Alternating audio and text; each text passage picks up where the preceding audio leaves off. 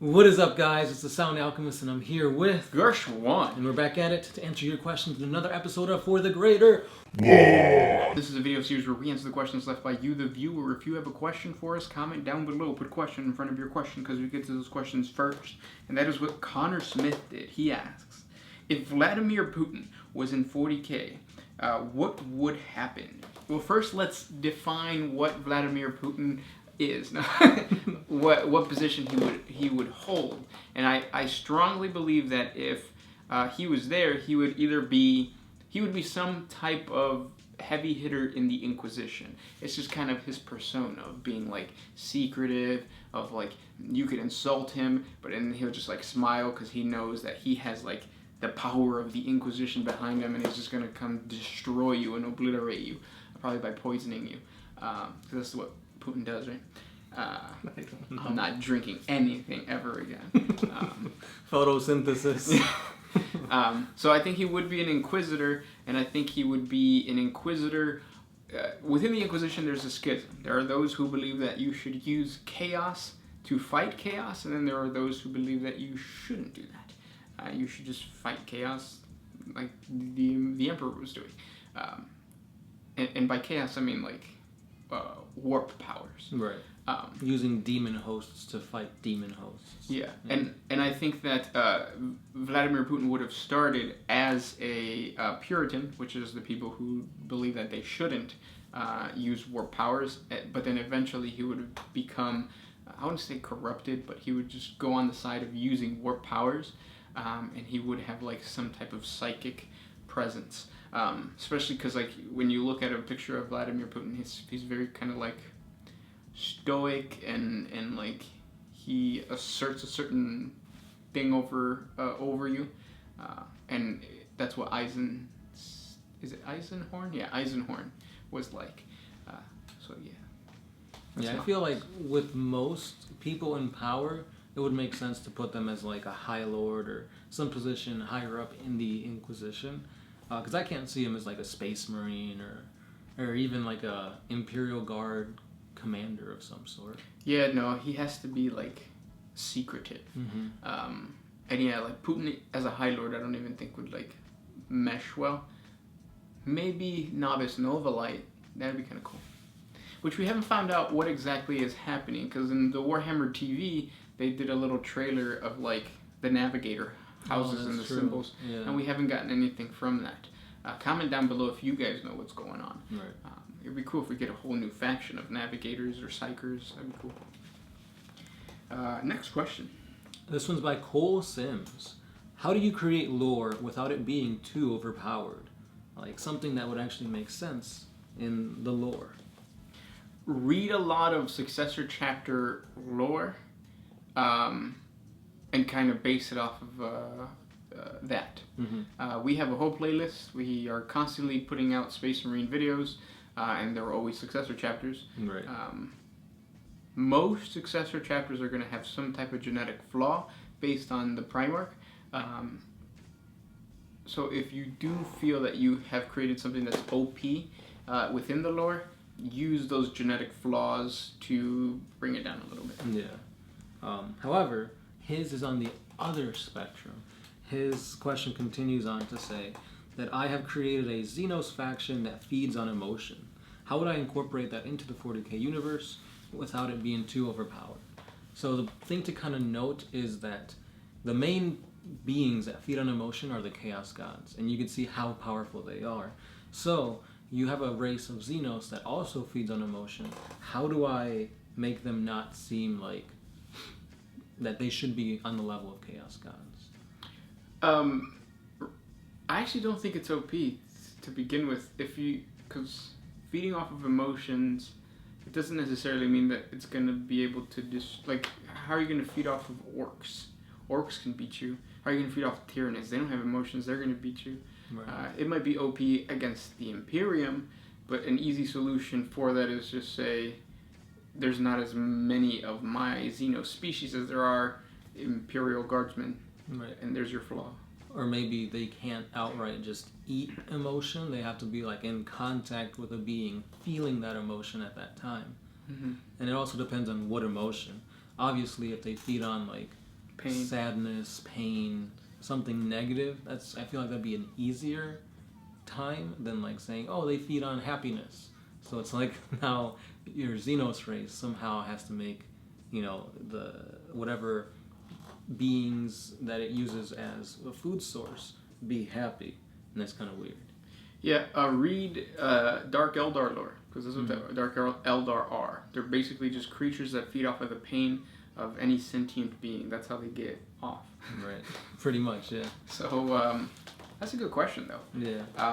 Or I think a good spin on it would be if they do feed on positive emotions, maybe your Xenos race is a psychic race, and they create illusions and hallucinations that make the people feel a certain type of euphoria. Maybe you bring back a memory of a loved one, and they see them and they feel happy, and that's when you eat that happiness away. Check out our foot effects on the enslavers, because it's kind of what you described is kind of like that too. Yeah. Next question comes from Eustace Banks. It's Bags, right? I don't know how far Orc Stench can go, but that it is extremely strong. So how do Orc commandos stay undetected? Do they shower? No. Usually if you're fighting orcs, that smell's going to stay on the planet. Yeah. So it's almost like the entire planet becomes a nasty locker room of fungus and vomit, mold. Yeah. It's humid all the time. It's rank. So for somebody getting snuck up on by commandos, it's kind of like, well, yeah, the orcs are over there, so of course it's going to smell. Yeah, because you could smell them before you see them, right? Yeah. Next question comes from Alex. How many troops... Oh, we've already answered this. Yes, we have. All of them. All of them. Next question. It's not a question, but he says that, Barry Lowe says that, I know you guys don't really check out other 40K YouTube content. However, you do need to check out Astartes. Oh, we have. Yeah, we have. I made a video urging you guys to watch Astartes, and that is awesome work. I know, it's crazy how that... Like, I thought the Inquisitor, Martyr... Mm-hmm. No, just Inquisitor was badass. And then the Astartes short films came out. And it was like, boom, mind-blowing. And I mean, they're two different, like, mediums, I guess. Like, the art's different, the direction, the style's different. And they're both good for representing 40K. But in my opinion, it just gets the adrenaline pumping when I watch Astartes. And not a single word is said. Right, and it's only like 2 minute long short, animations. Yep, it's amazing. It is. It's great. Next question comes from Oscar NG. Why does the Imperium not focus more on the Navy, since a strong Navy is capable of destroying the Xenos, thus decreasing ground casualties? They do. The Imperial Navy is extremely powerful. The only reason we don't talk about it is because we play tabletop, or because the tabletop is really what took over. But back in the day, they used to have this thing called Battlefleet Gothic, where they went through, like... Not the PC game. It was an actual... an actual tabletop game. Actually, I thought it was going to be remade. Was it? Well, I don't know. But it's kind of like Deathwing for Star Wars. Yeah. Or X-Wing, whatever. X-Wing, there it is, X-Wing. Yeah. And yeah, they used to go really in-depth in the Navy and explain how powerful the Navy is. So it's there. We just don't talk about it because we play the tabletop. In my opinion, naval battles like that don't really interest me as much as, like, on-the-ground armies going at it. Yeah, like saying a Space Marine, like, shooting off the bolters, that sounds more badass than saying, like, a spear... What is it called? No, something lance? Laser lance that the battleships have? But yeah. Next question. Benjamin Hansen. Who is the Primarch of the Legion of the Damned? They don't have one. They don't have one now. Yeah. Because they come from the Firehawks. Firehawks. The Firehawks did. I can't remember his name, but check out our 40 facts on the Firehawks and he's there. Aren't Firehawks Ultramarine successors? Yep. So then Gilliman? But he's like the forefather, yeah. Well, yeah. But not the Chapter Master. The Chapter Masters are like... Is that what he was asking? He was asking Primarch. Oh, well, Primarch? The Gilliman. The Gilliman. The Gilliman.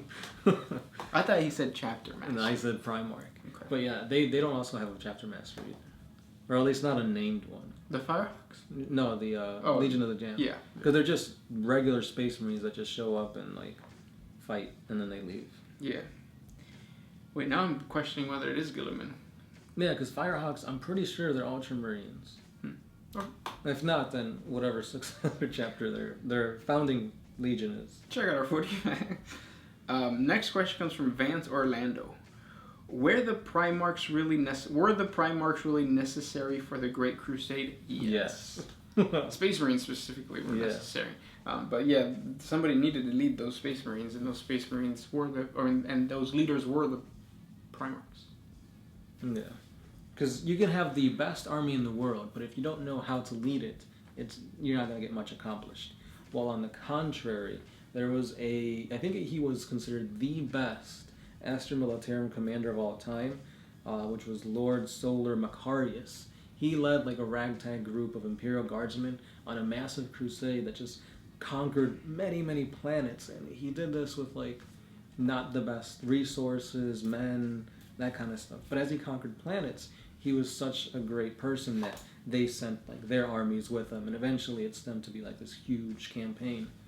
Eventually, his advisors and like his top men betrayed him, and everything went to crap. So all the planets that he had conquered and unified went back to going rogue and fighting amongst themselves. Yeah. Humans, right? Last question. By Arleoid. When Jactai Khan comes out of Kamara, do you think he's going to be a little crazy? Well, I mean... He's already a little crazy. Aren't we all? Yeah. Don't judge. But yeah, he went into the warp to fight Dark Eldar, and if he did get captured, they're going to do all these experiments and torture and stuff like that. So I think anybody that survives torture from the Dark Eldar comes back with a little bit of craziness in them. Yes. Because you lose a piece of yourself when the Dark Eldar get their hands on you. It would be really cool to see him as like wild as Lehman Russ, and if they come around the same time, that would be kind of cool, because isn't Lehman Russ also hunting the Dark Eldar? I believe so. So it would be cool in that way. But those are the questions for today. If you guys have more questions for us, comment down below. If you enjoy our content, thank our patrons on Patreon. It's because of them that we can do this. If you guys want to support us, the link is in the description. It's $1 a month. I know, it sounds like a lot. Especially when GW paints are, what, $7, I think? Yeah. But yeah. We appreciate you. Yes. This is Gershwin. Sound Alchemist, and we are out. Oh,